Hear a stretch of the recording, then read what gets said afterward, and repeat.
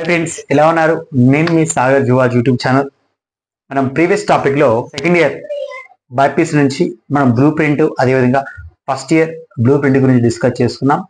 అదేవిధంగా నిన్న very important వంటి excretory organs and respiratory organs కూడా మనం డిస్కస్ చేయడం జరిగింది. అదేవిధంగా ఈరోజు యొక్క ముఖ్యమైన క్లాస్ ఏంటంటే హార్మోనల్ డిజార్డర్స్.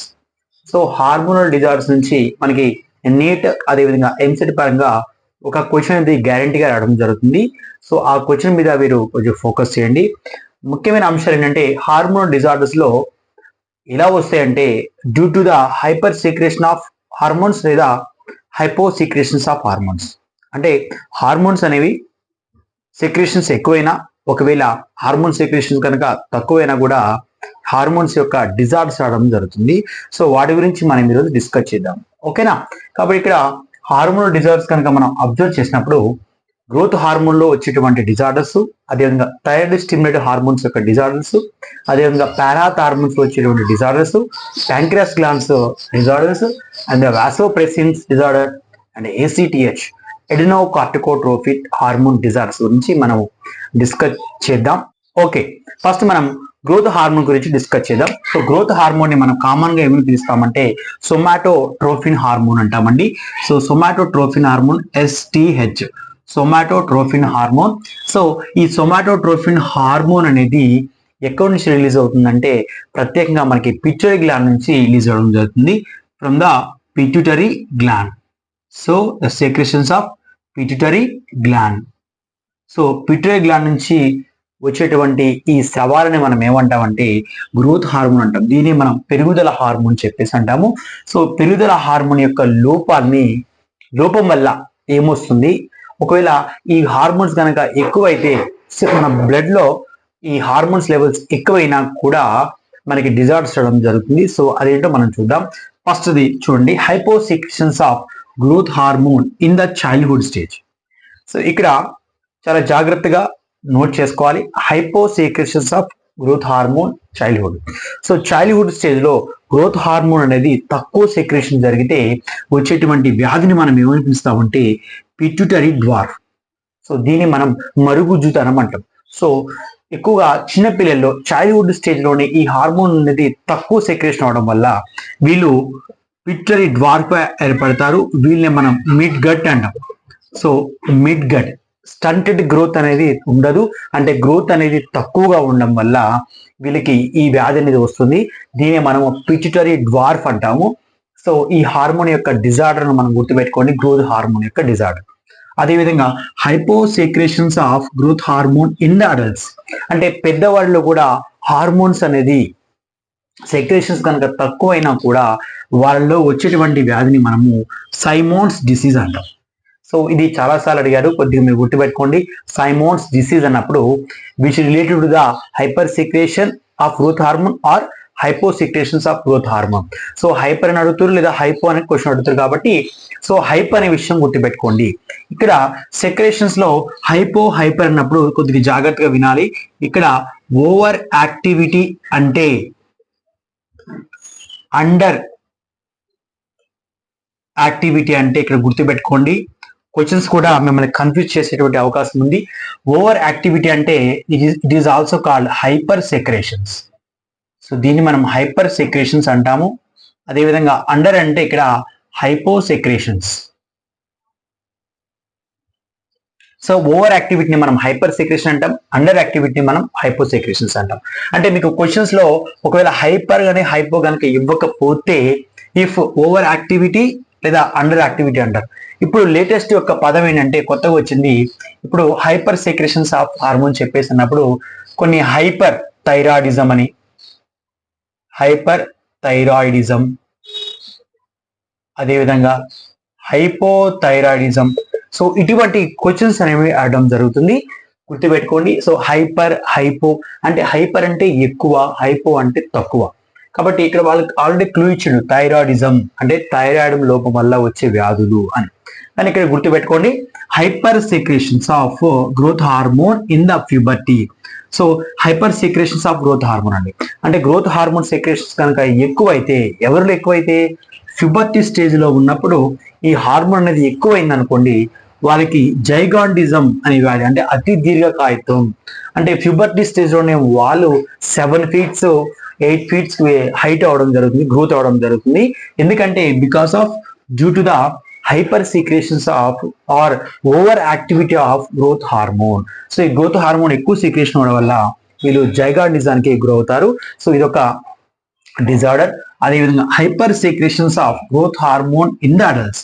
ఇక్కడ కన్ఫ్యూజ్ ఏంటంటే ఇక్కడ hypo secretions of growth hormone ఉంది, ఇక్కడ hyper secretions of growth hormone ఉంది.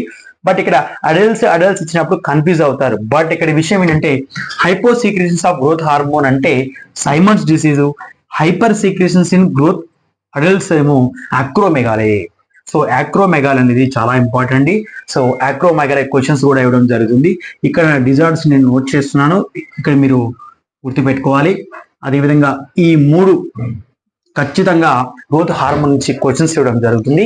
మ్యాచ్ ద ఫాలోయింగ్స్ లో కూడా వీటిని జతపరచండి అని చెప్పేసి క్వశ్చన్స్ ఇవ్వడం జరుగుతుంది. కాబట్టి మీరు గ్రోత్ హార్మోన్ మీద ఫోకస్ చేయాలి. అదేవిధంగా next hormone thyroid stimulating hormone. So thyroid stimulating ఎక్కడి నుంచి వస్తుందండి?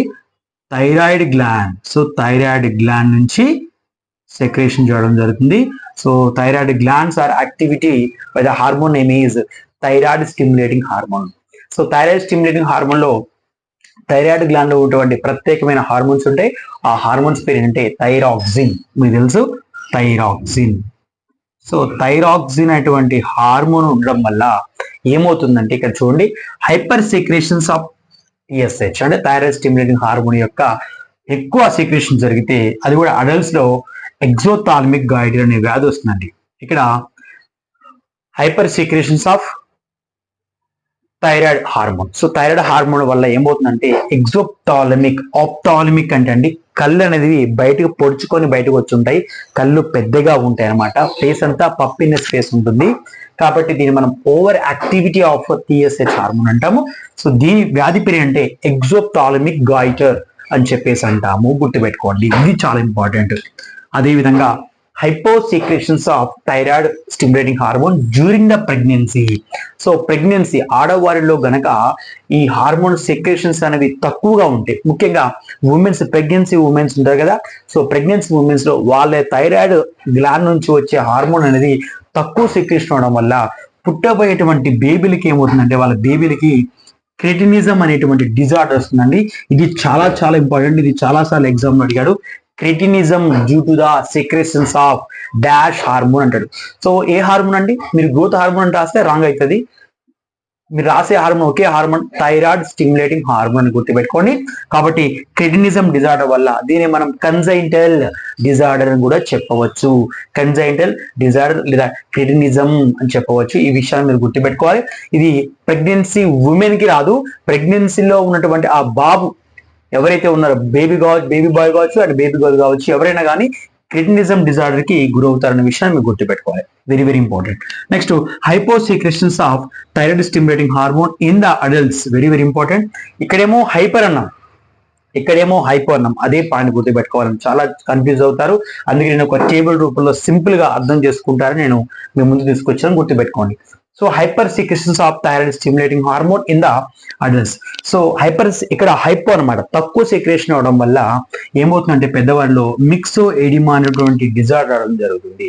మిక్సో ఎడిమా అనేటువంటి డిజార్డర్ రావడం జరుగుతుంది. సో ఇది కూడా చాలా important. That is impairment of leathery condition అని చెప్పేసి అంటాము. సో ఈ రెండు డిజార్డర్స్ అనేవి మీరు గుర్తుపెట్టుకోండి.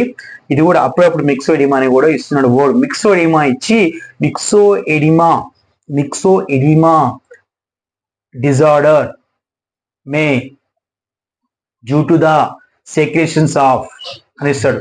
అంటే ఏ సీక్రేషన్ వల్ల, హైపర్ సీక్రేషనా హైపో సీక్రేషన్సా అనే క్వశ్చన్స్ మీకు ఆప్షన్స్ ఇవ్వడం జరుగుతుంది. కాబట్టి మీరు హైపో సీక్రేషన్స్ అని గుర్తుపెట్టుకోండి. Next parathormone. సో వీటిని మనం పారాథైరాయిడ్ గ్లాండ్ నుంచి వచ్చేటువంటి హార్మోన్స్ అండి. So parathyroid gland. So parathyroid gland friends, ఇక్కడ మీరు చూడండి, పారాథైరాయిడ్ గ్లాండ్ నుంచి వచ్చేటువంటి హార్మోన్ మనము పారాథార్మోన్ చెప్పచ్చు, పిటిహెచ్. సో ఈ హార్మోన్ కనుక ఎక్కువ సీక్రేషన్ అవుతాయి అంటే హైపర్ సీక్రేషన్స్ ఆఫ్ పారాథార్మోన్ ఏమవుతుందంటే ఇక్కడ మన బాడీలో ఉన్నటువంటి ముఖ్యంగా బోన్స్ అనేవి, ఇక్కడ బోన్స్ దీంతో మేడప్ అవుతుందని మీకు తెలుసుగా, కాల్షియం ఫాస్ఫేట్ తో మేడ్ అవుతుంది. కాబట్టి ఈ పారాథ్ హార్మోన్ యొక్క ముఖ్యమైన ఇంపార్టెంట్ అంటే వీటిని మనం కామన్ గా క్యాల్సిటోనిన్ అనే హార్మోన్ చెప్పవచ్చు. సో ఈ క్యాల్సిటోనిన్ హార్మోన్ ఏమవుతుందంటే the excess amount of calcium. So calcium levels అనేవి బోన్ లో ఎక్కువైనప్పుడు ఏమవుతుందంటే కాల్షియం అనేది రీసార్ప్షన్ జరుగుతుంది. దానే మనం డిఫార్మిటీస్ అంటాము. సో దీనివల్ల కాల్షియం లెవెల్స్ అనేవి బ్లడ్ లోకి వెళ్ళిపోవడం వల్ల ఇప్పుడు ఏమవుతుందంటే ఈ హార్మోన్ సెక్రేషన్స్ ఎక్కువ అవడం వల్ల, పారాథ్ హార్మోన్ సెక్రేషన్ ఎక్కువ అవడం వల్ల క్యాలరీస్ లెవెల్స్ అనేవి బయటికి వెళ్ళిపోయి ఈ బోన్ లో ఎంటీ స్పేస్ అయిపోతుంది. సో దాన్ని మనం ఆస్టియోపోరోసిస్ అంటాం. అంటే బోన్స్ అన్ని రంధ్రాలు పడుతుంటాయి. సో దాన్ని మనం డిఫార్మిటీస్ లేదా ఫ్రాక్చర్ అంటాం. అంటే ముక్కలుగా అయిపోతుంది. సో బోన్ లో సరైన కాల్షియం లెవెల్స్ అనేవి తక్కువ అవ్వడం వల్ల బోన్స్ అనేవి ఫ్రాక్చర్ అవుతాయి. సో దాన్నే మనం ఇక్కడ ఫ్రాక్చర్ ఆర్ అండ్ డిఫార్మిటీస్ అంటాం. Very very important. దీనే మనము ఇంకా చెప్పాలంటే దీనే మనము హైపర్ కాల్సిమియా అని కూడా చెప్పవచ్చు. So this condition is called hypercalcaemia. So hypercalcaemia వల్ల వచ్చేటువంటి ఈ డిజార్డర్ మనం గుర్తుపెట్టుకోవాలి. అదేవిధంగా హైపోసెక్రేషన్స్ ఆఫ్ అంటే దీన్ని మనము హైపోకాల్సిమియా కాల్సిమియా అంటే ఈ సెక్రేషన్స్ కనుక తక్కువైతే, పారాథ్ హార్మోన్ సెక్రేషన్ తక్కువైతే మన బాడీలో, హ్యూమన్ బాడీలో టెటానీ అనేటువంటి డిజార్డర్ అవడం జరుగుతుంది. So the spasm of muscles లో కాల్షియం లెవెల్స్ తగ్గిపోయి ప్రొలాంగ్డ్ కాంట్రాక్షన్ జరిగి టెటానీ అంటే కుంకుర్లు ఏర్పడుతుంటాయి అనమాట. అంటే మజిల్స్ యొక్క బలం అనేది ఉండదు. సో ఆ విషయాన్ని మీరు గుర్తుపెట్టుకోవాలి. So hyposecretions of parathormone లేదా టెటానీ అనే డిజార్డర్ అంటాం. సో ఇది కూడా చాలా ఇంపార్టెంట్. సో టెటానీ కూడా క్వశ్చన్ అడుగుతున్నాడు. టెటానీ అంటే ఇక్కడ reason hyposecretions of parathormone లేదా దీన్ని మనం హైపోకాల్సిమియా కండిషన్ అంటాం. నెక్స్ట్ ప్యాంక్రియాస్ గ్లాండ్ అండి. సో ప్యాంక్రియాస్ గ్లాండ్ అంటే మీకు తెలుసు, pancreas gland is a mixed gland అంటాం. So these secretions of exocrine glands and endocrine functions కాబట్టి, సో ప్రత్యేకంగా ఎండోక్రైన్ ఫంక్షన్ చెప్పేటప్పుడు మనకి తెలుసు. So hyper secretions of insulin ఇక్కడ గుర్తుపెట్టుకోండి. ప్యాంక్రియాస్ క్రిప్స్ మనకి ప్రత్యేకంగా హైలైట్స్ ఆఫ్ లంగర్హాన్స్ లో మనకి alpha cells, beta cells, gamma cells అని చెప్పేసి అంటాం కదా. కాబట్టి beta cells insulin, gamma cells, alpha cells ని మనం గుర్తుపెట్టుకున్నప్పుడు ఇన్సులిన్ అటువంటి హార్మోన్ ఎక్కడి నుంచి వస్తుందంటే ప్యాంక్రియాస్ గ్లాండ్ నుంచి వస్తుంది. కాబట్టి ఈ హార్మోన్ యొక్క డిజార్డర్ ఏంటంటే ఇన్సులిన్ షాక్ అండి. ఎందుకు ఇన్సులిన్ షాక్ అన్నామంటే ఇక్కడ hyper secretions of insulin. So insulin అనేది సీక్రేషన్స్ ఎక్కువైతే మన బ్లడ్ లో గ్లూకోజ్ లెవెల్స్ తగ్గిపోతాయి అన్నమాట. కాబట్టి అప్పుడు ఇన్సులిన్ షాక్ కి గురవుతారు అన్నమాట ఈ వ్యక్తిని. అందుకే ఇది చాలా చాలా ఇంపార్టెంట్. సో ఈ విషయం గుర్తుపెట్టుకోండి. So hyper secretions of insulin అంటే ఇన్సులిన్ సెక్రేషన్ కనుక ఎక్కువైతే అప్పుడు ఏమవుతుందంటే బాడీలో గ్లూకోజ్ లెవెల్స్ అనేవి తగ్గిపోతాయి. కాబట్టి గ్లూకోజ్ లెవెల్స్ ఆర్ డిక్రీజెస్. దాన్ని మనం ఏమంటాము గ్లైసీమియా, హైపోగ్లైసీమియా అని కూడా చెప్పవచ్చు. హైపోగ్లైసీమియా. సో హైపోగ్లైసీమియా కండిషన్స్ వల్ల హ్యూమన్ బాడీలో ఇన్సులిన్ షాక్స్ అనేవి రావడం జరుగుతుంది. నెక్స్ట్ హైపోసెక్రేషన్స్ ఆఫ్ ఇన్సులిన్ గుర్తుపెట్టుకోండి. సెక్రేషన్స్ అనేవి ఇన్సులిన్ సెక్రేషన్ అనేది తక్కువ అయిపోతే ఇప్పుడు ఏమవుతుందంటే ఇప్పుడు మన బాడీలో గ్లూకోజ్ లెవెల్స్ అనేవి ఎక్కువైపోతాయి. ఇక్కడ చాలా జాగ్రత్త గుర్తుపెట్టుకోండి. హైపర్ గ్లైసీమియా కండిషన్ అంటాం దీన్ని మనం. సో గ్లూకోజ్ లెవెల్స్ అనేవి మన బ్లడ్ లో గ్లూకోజ్ లెవెల్స్ ఇంక్రీజ్ అవడం వల్ల, ఎందుకు ఇంక్రీజ్ అవుతున్నాయంటే due to the hyposecretions of insulin. Insulin secretions అనేవి తక్కువ రావడం వల్ల, ఈ ఇన్సులిన్ లోపం వల్ల ఏమవుతుందంటే బ్లడ్ లో గ్లూకోజ్ లెవెల్స్ పెరిగిపోయి మనకి డయాబెటీస్ మెల్లిటస్ అనేటువంటి వ్యాధి వస్తుంది. దీన్ని చక్కెర వ్యాధి అని చెప్పేసి అంటాం. Very very important. దీన్ని మనం కామన్ గా మనం ఏం తెలుస్తాం షుగర్ పేషెంట్స్ అంటాం. కాబట్టి డయాబెటీస్ మెల్లిటస్ అదేవిధంగా హైపర్ గ్లైసీమియా కండిషన్ గుర్తుపెట్టుకోవాలి. కాబట్టి hyposecretions of insulin cause the disorder diabetes mellitus అని గుర్తుపెట్టుకోండి. Next coming to vasopressin. So vasopressin hormone ఎక్కడి నుంచి వస్తుందండి? Vasopressin hormone especially anti diuretic hormone, ADH అని చెప్పేసి అంటాం మనం కదా, యాంటీ డయూరిటిక్ హార్మోన్. సో ఈ యాంటీ డయూరిటిక్ హార్మోన్ కనుక మనం చెప్పినప్పుడు ప్రత్యేకంగా యాంటీ డయూరిటిక్ హార్మోన్ ఎక్కడి నుంచి వస్తుందంటే from the posterior pituitary gland నుంచి వస్తుంది. ప్రత్యేకంగా ఏడిహెచ్ హార్మోన్ ఏం చేస్తుందంటే ఇది డయాబెటీస్ ఇన్సిపిడస్ అనేటువంటి డిజార్డర్ అవడం జరుగుతుంది. అంటే loss of water through urine. So loss of water through urine. So urine ని ఎక్స్క్రీట్ చేసేటప్పుడు లాస్ ఆఫ్ వాటర్ అనేది ఎక్కువ మోతాదులో పర్ డే వచ్చి 6 నుంచి 12 లీటర్స్ పర్ డేకి ఎక్స్క్రీట్ చేయడం జరుగుతుంది, విసర్జన చేయడం జరుగుతుంది. సో ఈ డిజార్డర్ మనం ఏమన్నామంటే డయాబెటీస్ ఇన్సిపిడస్ అన్నాము. సో అతి మూత్ర వ్యాధి అని చెప్పేసి అంటాము. ఎందుకంటే వీళ్ళలో నెఫ్రాన్ లో ప్రత్యేకమైనటువంటి ఏడిహెచ్ హార్మోన్ అనేది సరిగ్గా పనిచేయదండి. అందుకే డిఫిషియన్సీ ఆఫ్ ఏడిహెచ్ అని చెప్పేసి అన్నా. So deficiency of ADH anti diabetic hormone cause the disorder diabetes insipidus. ఇదేమో డయాబెటీస్ మిలిటస్, ఎందుకంటే ఇది ఇన్సులిన్ లోపం వల్ల హైపోసెక్రెషన్స్ ఆఫ్ ఇన్సులిన్. ఇక్కడేమో due to deficiency of anti diabetic hormone or vasopressin hormone అంటాము. సో దీన్ని మనం డయాబెటీస్ ఇన్సిపిడస్ అంటాం. ఈ విషయం గుర్తుపెట్టుకోవాలి. Next adrenal gland. So adrenal gland లో వచ్చేటువంటి హార్మోన్స్ అండి ACTH, ఎడినోకార్టికోట్రోఫిక్ హార్మోన్. వీటిని మనం కార్టికాయిడ్స్ కూడా కామన్ గా పిలుస్తాము. సో కార్టికాయిడ్స్ యొక్క హార్మోన్స్ కనుక మనం అబ్జర్వ్ చేసినప్పుడు సో హైపోసీక్రెషన్స్ ఆఫ్ గ్లూకోకార్టికాయిడ్స్.